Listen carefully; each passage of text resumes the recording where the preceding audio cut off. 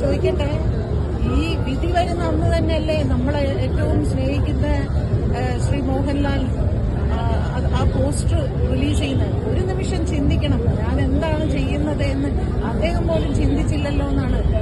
അവന് വേണ്ടി ഞാൻ പ്രാർത്ഥിക്കുന്നു, അവർക്ക് വേണ്ടിയും പ്രാർത്ഥിക്കുന്നു എന്ന് പറഞ്ഞതും നമ്മൾ കേട്ടു. അപ്പോൾ ഇതെല്ലാം ഈ പറയുന്ന മാതിരി അയാൾ ഉണ്ടാക്കി വെച്ചിരിക്കുന്ന ഒരു സാമ്പത്തിക സ്പേസാണ്.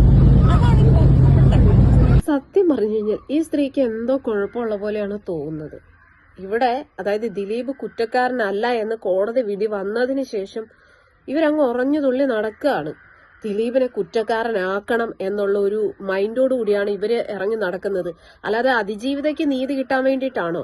അങ്ങനെയാണ് എന്നുണ്ടെങ്കിൽ ഇപ്പൊ അവരെ ആക്രമിച്ച 6 പ്രതികൾ അവർക്ക് ശിക്ഷ വിധിച്ചു കഴിഞ്ഞു.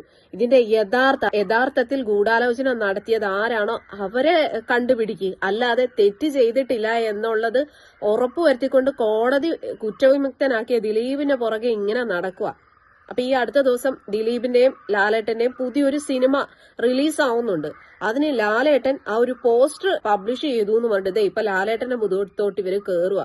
ഇവർക്ക് സത്യം പറയാൻ കാര്യമായിട്ട് എന്തോ പ്രശ്നമുണ്ട്. ഇവരുടെ പ്രശ്നം വേറൊന്നുമല്ല, ഇവര് ഭയങ്കരമായിട്ട് അതിജീവിതയ്ക്കൊപ്പം ഇന്ന് നാഴികയ്ക്ക് 40 വട്ടവും പറയുന്നുണ്ടല്ലോ.